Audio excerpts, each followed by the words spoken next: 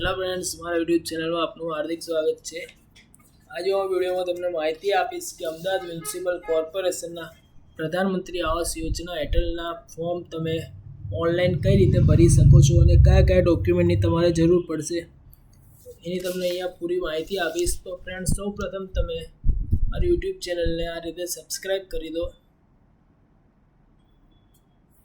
આ રીતે સબસ્ક્રાઈબ કરી દો અને વિડીયો તમને સારી લાગે તો અહીંયા લાઈક કરી દો અને જો તમારે સેવ કરવી હોય તો સેવ કરી દો.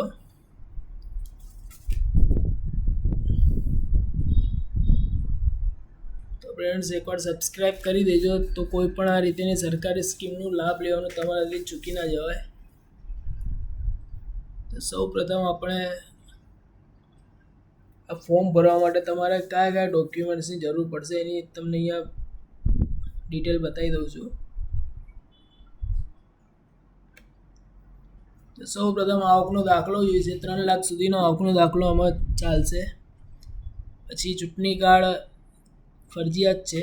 અરજદારનું આધાર કાર્ડ જોઈશે તથા કુટુંબના તમામ સભ્યોના આધાર કાર્ડ, જેમ કે પતિ પત્ની, બાળકો કે તમારા માતા પિતા જે તમારા જોડે હોય એમના આધાર કાર્ડ અહીંયા મૂકી શકો છો. પણ શરત એ છે કે કુટુંબના કોઈ પણ સભ્યના નામે પાકું મકાન હોવું ના જોઈએ.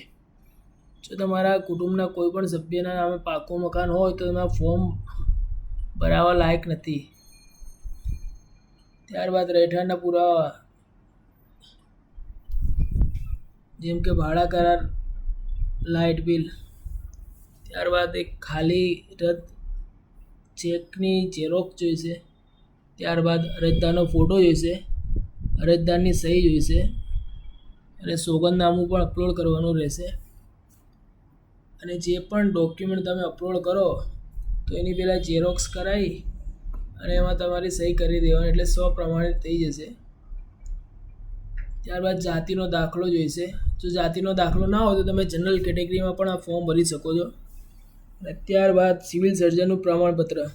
જો તમે દિવ્યાંગ કે હેન્ડીકેપ કેટેગરીમાં આવતા હોય તો તમારે આ પ્રમાણપત્ર જોઈશે. ત્યારબાદ જો તમારા જોડે પાન કાર્ડ હોય તો તમે પાન કાર્ડ પણ અહીંયા મૂકી શકશો.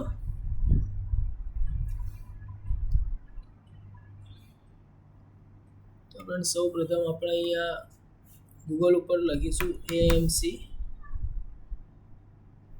એટલે અમદાવાદ મ્યુનિસિપલ કોર્પોરેશનની વેબસાઇટ આપણે ખોલીશું. પછી અહીંયા નીચે સ્ક્રોલ કરીશું તો અહીંયા લિંક છે, એના ઉપર આપણે ક્લિક કરી દઈએ. ન્યૂ એપ્લિકેશન, પછી આપણે આના ઉપર ક્લિક કરીએ. ત્યારબાદ તમે આ બધી મહત્ત્વની સૂચના છે એ વાંચી લો. હવે શું લખેલું છે એ વાંચીને પછી ફોર્મ ભરજો. આમાં જાતિનો દાખલો, એટલે ભાઈ જો તમે જાતિનો દાખલો મૂકો તો એ ગુજરાત સરકારનું હોવું જોઈએ. ત્યારબાદ દિવ્યાંગજન અરજદાર હોય, સિવિલ સર્જનના પ્રમાણપત્રની નકલ ફોર્મ જોડે સામેલ કરવાની રહેશે. અને ફોર્મમાં કોઈ પણ ખોટી માહિતી નહીં ભરવી. જો ખોટી માહિતી ભરશો તો ફોર્મ રિજેક્ટ પણ થઈ જશે અને રિફંડમાં પણ તમારે પ્રોબ્લેમ આવી શકશે. જેમ કે જો તમારે મકાન ના લાગે તો પૈસા પાછા આવવામાં તકલીફ રહેશે. એટલે તમે ફોર્મ ભરો તો 2 વખત ચેક કરી લેજો કે ભાઈ તમે ડિટેલ બધી સાચી ભરી છે કે નહીં. અને વ્યક્તિ દીઠ એક જ ફોર્મ ભરી શકાશે. જો કોઈ અરજદાર એક સાથે 4-5 ફોર્મ ભરી દે અને આ સરકારને ખબર પડે કે ભાઈ આણે 5 ફોર્મ ભરેલા છે તો આના 5 ફોર્મ કેન્સલ થઈ જશે અને જે ડિપોઝિટ ભરેલી છે એ પણ આ લોકો જમા કરી દેશે, એટલે સરકારશ્રી જમા કરી લેશે. તો વ્યક્તિ દીઠ ફક્ત એક જ ફોર્મ આ ભરવાનું રહેશે. ત્યારબાદ અહીંથી સોગંદનામું ડાઉનલોડ કરી દો અને આ બ્રાઉચર પણ અહીંથી ડાઉનલોડ કરી દો. બ્રાઉચર એટલે કે એક માહિતી પુસ્તિકા છે જેમાં તમને જે આવાસો છે એની પૂરી માહિતી આપેલી છે કે કયા એરિયામાં છે અને કેટલા સ્ક્વેર મીટર છે અને કેટલા માળની બિલ્ડિંગ છે, જેથી તમે ફોર્મમાં એ લખી શકો. ત્યારબાદ બધા અરજદારને લાગુ પડતી સામાજિક કેટેગરી, અનુસૂચિત જાતિ, અનુસૂચિત જનજાતિ, બક્ષીપંચ, જનરલ કેટેગરી જે પણ તમારે લાગુ પડતી હોય એક જ કેટેગરી લખવી ફરજિયાત છે. દિવ્યાંગજનોએ દિવ્યાંગજન તથા જાતિ બંને ખાનામાં સિલેક્ટ કરવું.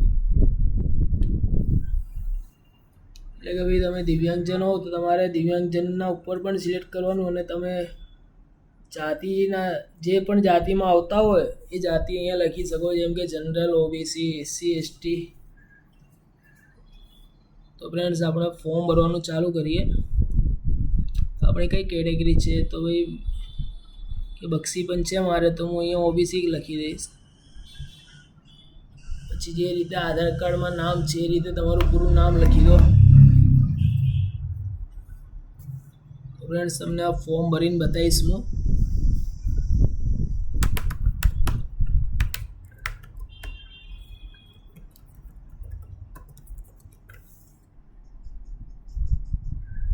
પતિ, પત્ની, પિતાનું નામ, એટલે તમારા મેરેજ થયેલા હોય તો તમે તમારા વાઈફનું નામ લખી શકો છો, અથવા જો તમારે વાઈફના નામે ફોર્મ ભરાવતા હોય તો હસબન્ડનું નામ અહીંયા લખી શકો છો. હું મારા નામે ભરાવું છું તો મારી વાઈફનું નામ અહીંયા લખી દો. જે રીતે આધાર કાર્ડમાં હોય એ રીતે નામ લખી દો.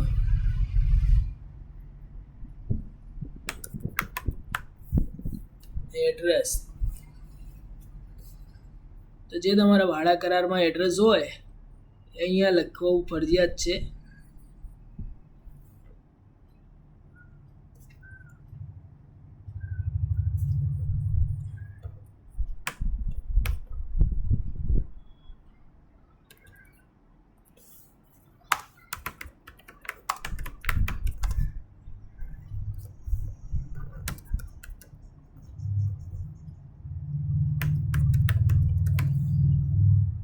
જે પિનકોડ તમારે હોય એ અહીંયા લખી શકો છો તમે.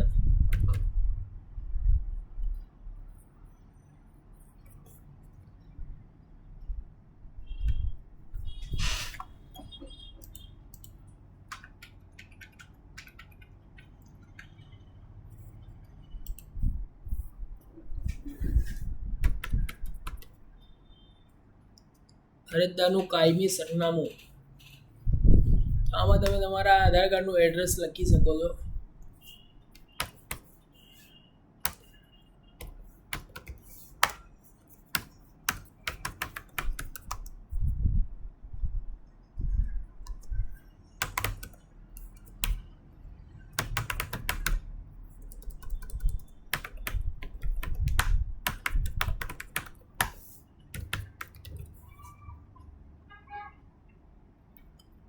અને જો તમે કાયમ જે આ ભાડા કરારવાળું એડ્રેસ છે અહીંયા જ રહેતા હો તો તમે એ એડ્રેસ પણ લખી શકો છો.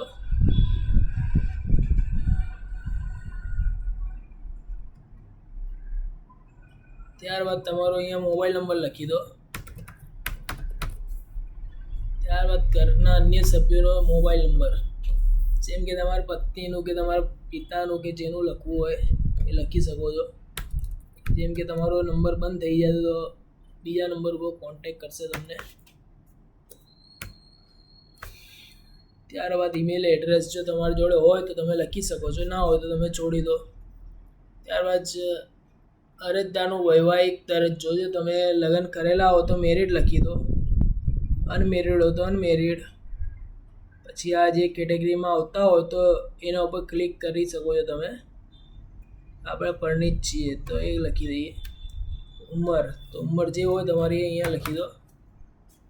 ત્યારબાદ જો તમે ભાડાથી રહેતા હો તો અહીંયા માલિકનું નામ લખી દો, જે તમારા ભાડા કરારમાં લખેલું હોય આપણે લખી દઈએ. ભાડાનું મકાન છે, પછી શું પાકું મકાન છે, પાકું મકાન છે પણ ભાડાનું છે. કેટલા ચોરસ મીટર છે, 1 BHK હોય અહીંયા આપણે લખી દઈએ ભાઈ 28 ચોરસ મીટર છે. એક રૂમ ને કેટલા વર્ષથી રહું છું તો લખી દો. હું 10 વર્ષથી અહીંયા રહું છું. તમે જેટલા વર્ષથી રહેતા હો એટલા વર્ષ અહીંયા લખી દેવાના.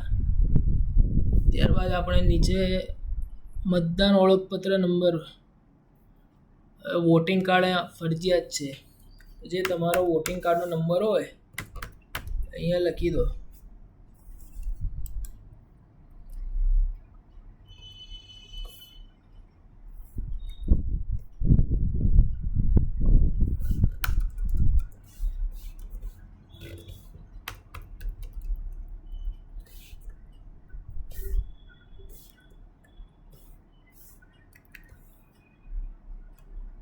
ડ્રાઇવિંગ લાઇસન્સ, જો તમારે ડ્રાઇવિંગ લાઇસન્સ હોય તો એ મૂકી શકો છો, ના હોય તો ના પણ મૂકી શકો છો. આધાર કાર્ડ નંબર ફરજિયાત છે, તો જે તમારો આધાર કાર્ડ નંબર હોય અહીંયા લખી દો. પછી પાન કાર્ડ તમારી જોડે હોય તો તમે પાન કાર્ડનો પણ અહીંયા નંબર લખી દો.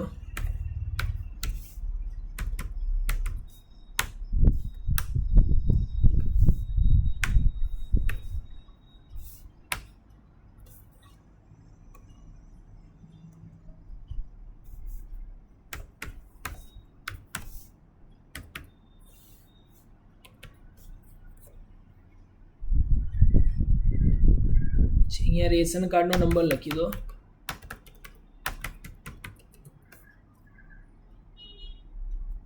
ત્યારબાદ અહીંયા લાઇટ બિલ કે ટેક્સ બિલ જે તમારે ભાડા કરારમાં હોય કે તમે ભાડેથી રહેતા હોય તો એ લખી દો અહીંયા. કે પછી જો તમારે કાચું મકાન હોય તો તમે તમારા મકાનનું લખી દો. તો ફ્રેન્ડ્સ, આ ફોર્મ ખાલી તમને ભરવા માટે જ બતાવું છું, એટલે જે આમાં ડિટેલ લખેલી છે મેં એ સાચી ડિટેલ નથી, પણ તમે સાચી ડિટેલ લખજો, કેમ કે પ્રાઇવસી માટે મારે ખોટી ડિટેલ આમાં લખવી પડશે.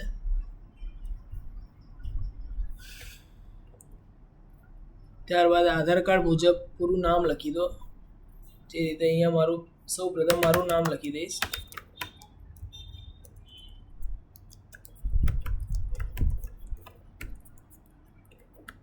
આધાર કાર્ડનો નંબર લખી દઈશ. ઉંમર લખી દઈશ. મારા પોતાનું છે તો હું સેલ્ફ લખી દઈશ. એ જ રીતે મારી વાઈફનું નામ લખી દઈશ.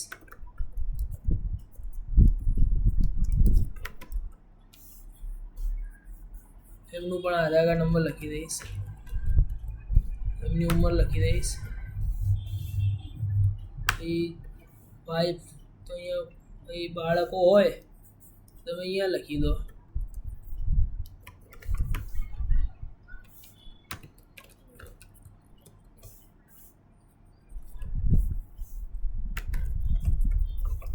તમારે બાળક હોય તો તમે એ રીતે લખી દો. તમારા માતા પિતા તમારા જોડે રહેતા હોય તો એમનું નામ લખી દો.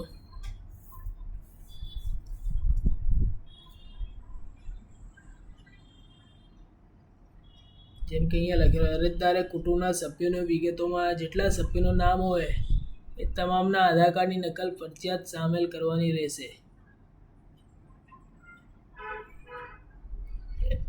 એટલે કે તમારે જ્યારે ફોર્મ લાગી જાય ત્યારે જેનું નામ લખો છો અને બધાના આધાર કાર્ડની ઝેરોક્સ તમારે આપવાની રહેશે. હવે બેંક ખાતાની વિગત, તો આપણે અહીંયા બેંકનું નામ લખી દઈએ. જે તમારા ચેકબુકમાં હોય એ રીતે અહીંયા લખી દો. આપણે ખાતા નંબર લખી દઈએ અંદાજથી. જે તમારા એકાઉન્ટ નંબર હોય અહીંયા લખી દો. પછી અહીંયા બ્રાન્ચ લખી દેવાની. અહીંયા આઈએફએસસી કોડ લખી દેવાનો. પછી આ MICR કોડ જે પાસબુકમાં હોય છે એ લખી દો અહીંયા. મિત્રો, આ જે કોલમ ભરો છો એ ધ્યાનથી ભરજો, કેમ કે જો તમારે ડ્રોમાં નામ ના હોય તો તમારે રિફંડ પૈસા જે તમે અહીંયા લખશો એ એકાઉન્ટમાં જ આવશે. એટલે 2 વખત ધ્યાનથી જોઈ લેજો. ત્યારબાદ જે તમારા આવક દાખલામાં રકમ લખેલી હોય અહીંયા લખી દો. જેમ કે મારા જોડે 1,80,000નો આવકનો દાખલો છે અને મારા કુટુંબના તમામ સભ્યોની મળીને આવક 1,80,000 છે, તો હું એ લખી દઉં છું. તમે શું કરો છો, નોકરી કરો છો, ધંધો કરો છો કે છૂટક મજૂરી કરો છો, તો એ લખી દો. આપણે છૂટક મજૂરી કરીએ તો છૂટક મજૂરી લખી દઈએ. વારસદારનું પૂરું નામ એટલે કે ભાઈ નોમિનીનું પૂરું નામ. જે તમારે નોમિની રાખવું હોય એનું અહીંયા નામ લખી દો. જેમ કે તમારી પત્ની કે તમારા પપ્પા કે મમ્મી જે પણ તમારા વારસદારમાં રાખવા હોય એમનું અહીંયા નામ લખી શકો છો. હવે મારી વાઈફનું જ અહીંયા નામ લખી દઉં છું હું,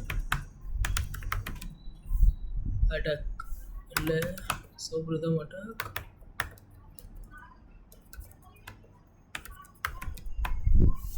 એડ્રેસ જે એમના આધાર કાર્ડમાં હોય એ એડ્રેસ અહીંયા લખી દો તમે.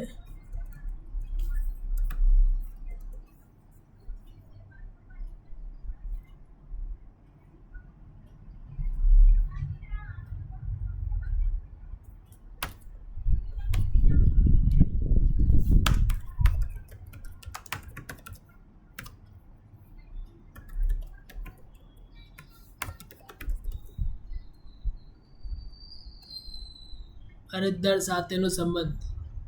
હવે મારી વાઈફ લાગે છે તો અહીંયા વાઈફ લખી દઉં. જે રીતે કોઈ એમના પિતાનું નામ લખે તો અહીંયા ફાધર લખી દેવાનું.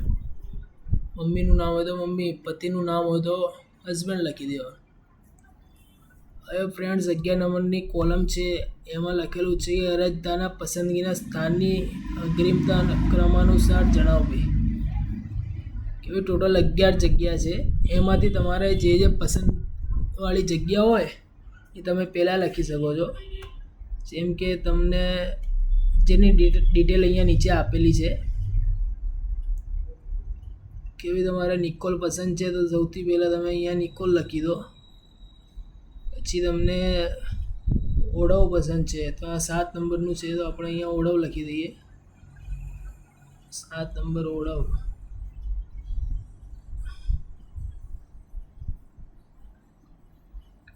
EWS 60 તો આપણે અહીંયા EWS 60 ઓડવ આવી જશે. ત્યારબાદ તમને નરોડા નારોલ રોડ આ સ્કીમ પસંદ છે તો તમે એને લખી દો.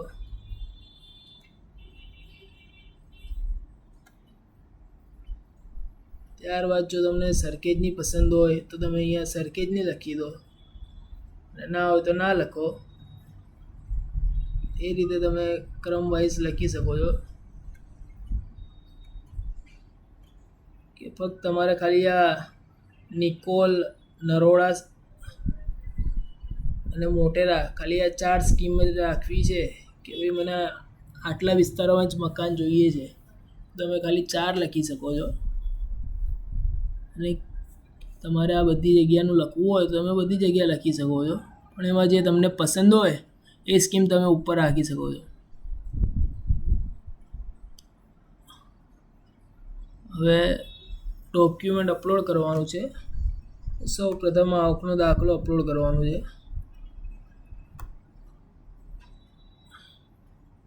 તો આપણે જે ડોક્યુમેન્ટ તમારે અપલોડ કરવાના હોય એની તમે PDF બનાવી લો અથવા એક ફોટા ક્લિયર પાડીને અપલોડ કરી શકો છો. તો આપણે આવકનો દાખલો અપલોડ કરી દીધો. ત્યારબાદ જાતિનો દાખલો તમારો હોય તો તમે જાતિના દાખલામાં અપલોડ કરી દો. આમાં આપણે જાતિના દાખલામાં ફોર્મ ભરેલું છે તો આપણે જાતિનો દાખલો અપલોડ કરીશું. સર્ટિફિકેટ નંબર જે હોય એમાં લખેલું હોય છે એ આપણે અહીંયા ટાઈપ કરી દઈએ. ત્યારબાદ અહીંયાથી અપલોડ કરી દો. ઓળખનો પુરાવો એટલે કે તમે વોટિંગ કાર્ડ અપલોડ કરી દો. આમાં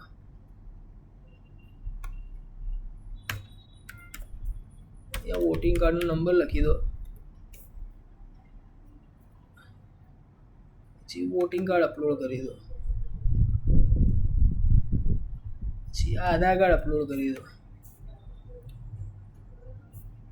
અહીંયા આધાર કાર્ડનો નંબર લખી દેવાનો.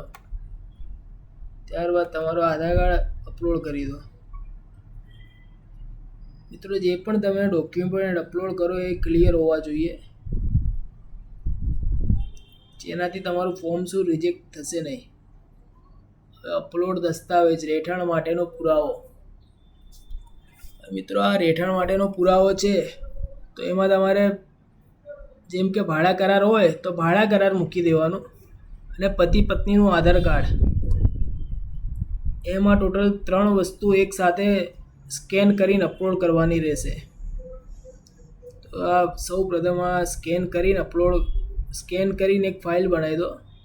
ત્યારબાદ આપણે અહીંયા અપલોડ કરીશું.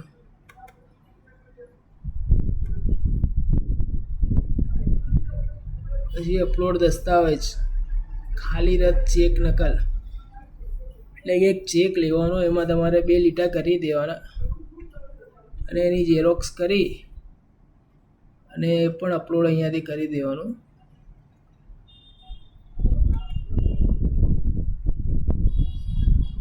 ત્યારબાદ અપલોડ દસ્તાવેજ સોગંદનામા. તો મિત્રો આ મેઇન વસ્તુ છે. તો આ સોગંદનામું કઈ રીતે તમારે ભરીને અપલોડ કરવું એ પણ તમને હું બતાવી દઉં છું. આપણે અહીંથી ડાઉનલોડ કરી પછી આ રીતેનું સોગંદનામું આવશે.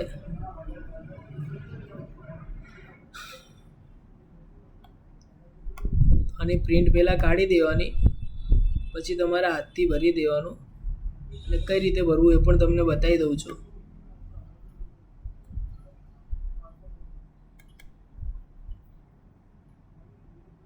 તો ફ્રેન્ડ્સ આ રીતે તમારે સોગંદનામું ભરવાનું રહેશે. આથી નીચે સહી કરનાર, પછી અરજદારનું નામ લખી દેવાનું, ઉંમર લખી દેવાની, ધંધો તો શું કરો છો તો મજૂરી કરો છો તો મજૂરી લખી દેવાની. પછી રહેવાસી જે તમે ભાડા કરારમાં જે લખેલું હોય એડ્રેસ એ અહીંયા લખી દો.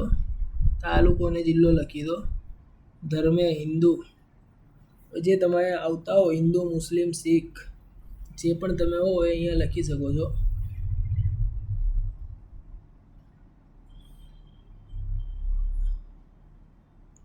તો એક સોગંદનામું છે જે તમારે વાંચી અને પછી ભરવાનું છે. સોગંદનામું ખોટું હોવું ના જોઈએ. પછી મારા તથા કુટુંબની છેલ્લી વાર્ષિક આવક, એટલે આવકના દાખલામાં જેટલી આવક હોય એ તમે અહીંયા લખી દો. ત્યારબાદ જે કેટેગરીમાં તમે આવતા હોય એ લખી દો. જેમ કે હું ઓબીસીમાં એટલે બક્ષી પંચમાં આવું છું તો એ લખી દો. જનરલમાં આવતા હોય જનરલ લખી દો. અનુસૂચિત જાતિ કે અનુસૂચિત જનજાતિમાં આવતા હોય તો એ લખી દો. ત્યારબાદ આ બધું વાંચી લો. અહીંયા સ્થળમાં અમદાવાદ લખી દો, અને જે તારીખે તમે ફોર્મ ભરતા હો એ તારીખ અહીંયા લખી દો. અરજદારનું નામ, અરજદારની સહી. ત્યારબાદ આ બાંહેધરી પત્રક પણ છે, એમાં પણ અહીંયા અરજદારનું નામ લખી દો, અહીંયા એડ્રેસ લખી દો, અને અહીંયા તાલુકો અને જિલ્લો જે હોય એ લખી દો. સ્થળ લખી દો, સહી કરી દો. પતિ પત્ની જેની સહી હોય એની સહી કરી દો. ત્યારબાદ આને આ બંને 2 પ્રિન્ટ નીકળશે. આ બંને પ્રિન્ટને એકસાથે સ્કેન કરી પછી તમારે અપલોડ કરવાની રહેશે. તો આપણે હવે આને અપલોડ કરીશું.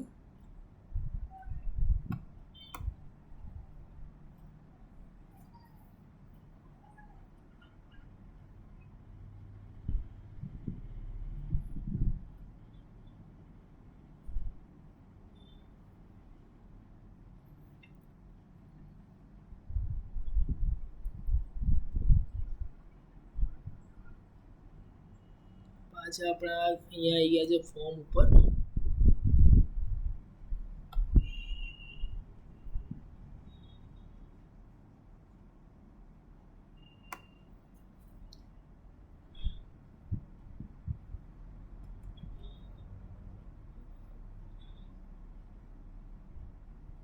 સિવિલ સર્જનનું પ્રમાણપત્ર. તમે દિવ્યાંગજન હો તો તમારે સિવિલ સર્જનનું પ્રમાણપત્ર અહીંયા સ્કેન કરીને અપલોડ કરી દેવાનું.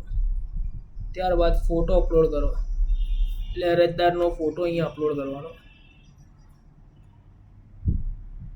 અહીંયા ફોટો અપલોડ કરી દો. ત્યારબાદ સહી અપલોડ કરવાની. અહીંયા સહી અપલોડ કરી દો.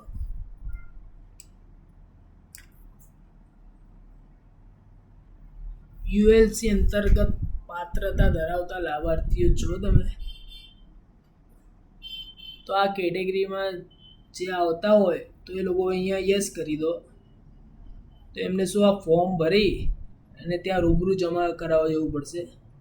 અને જો આ કેટેગરીમાં તમે ના આવતા હો તો આપણે ના કરી દઈએ તો આપણા ફોર્મ ખાલી અહીંયા ઓનલાઈન જ ભરી અને ઓનલાઈન જ જમા થશે. ત્યારબાદ આપણે 7,500 રૂપિયા આમાં ભરવાના આવશે. એટલે 7,550 રૂપિયાની ફી એટલે 7,550 તમારે ભરવાના આવશે. તો ફ્રેન્ડ્સ, તમે જે બેંકમાંથી આ પૈસા ટ્રાન્સફર કરવાના હો એ બેંકનું અહીંયા નામ લખી દો. જે બ્રાન્ચ હોય એ અહીંયા લખી દો.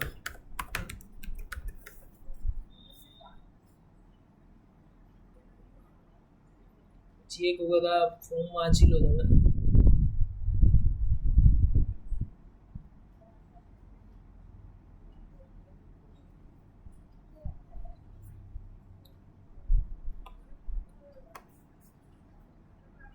પછી અહીંયા સોગંદનામું છે તો અહીંયા એકવાર ક્લિક કરી દો.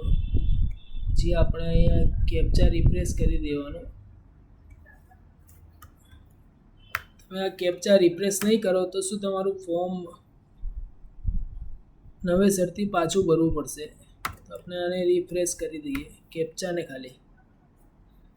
હવે આપણે સબમિટ કરતાં પહેલાં એક વખત ચેક કરી લઈએ કે ભાઈ આપણી બધી વિગતો સાચી છે. એટલે તમારે ફ્રેન્ડ્સ આ એક વખત ચેક કરી લેવું કે ભાઈ નામ છે તમારું, voting card number, Aadhaar card number, PAN card number, light bill number, બધી ડિટેલ એક વખત ચેક કરી લેવી. તમારો મોબાઈલ નંબર પણ ખાસ કરીને ચેક કરવો કેમ કે તમારા ફોન ઉપર જ બધું મેસેજ આવશે. ત્યારબાદ આ જે નામ ને સ્પેલિંગ હોય એ પણ એક વખત ચેક કરી લેવું. ને કેટેગરી જે પણ હોય તમારી એ પણ અહીંયા એક વખત ચેક કરી લેવી. એટલે 5 મિનિટ લાગે પણ એક વખત શાંતિથી ચેક કરી અને આપણે ઓકે કરવાનું. એમાં ખાસ કરીને આ બેંકની ડિટેલ તો ચેક કરવી ફરજિયાત છે. આપણા ખાતા નંબર અને એ ઓકે હોવું જોઈએ. કેમ કે જો તમારે ડ્રોમાં નામ ના આવે તો તમારે જે એકાઉન્ટ નંબર લખેલું છે એના ઉપર જ પૈસા આવશે.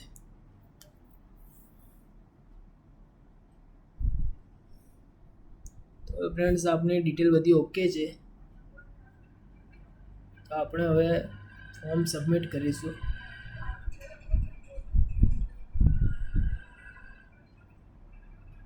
ये सबमिट बटन पर क्लिक કરીએ એટલે અહીંયા પેમેન્ટ કરવાનું આવશે.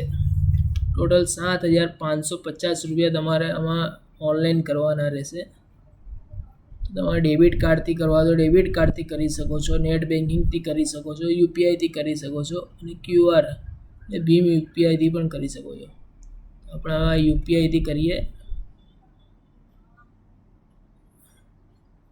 આને સ્કેન કરીશો તમે અથવા સ્કેન કરશો તો તમારે પેમેન્ટનું આવશે અને તમારે 7,550 રૂપિયાનું પેમેન્ટ કરી દેવાનું.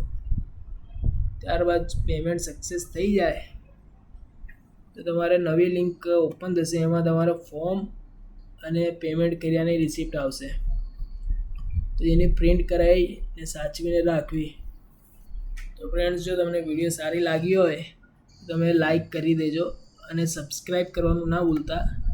અને વિડીયોને શેર કરી દો જેનાથી શું બધા લોકો આનો ફાયદો લઈ શકે. જય હિન્દ.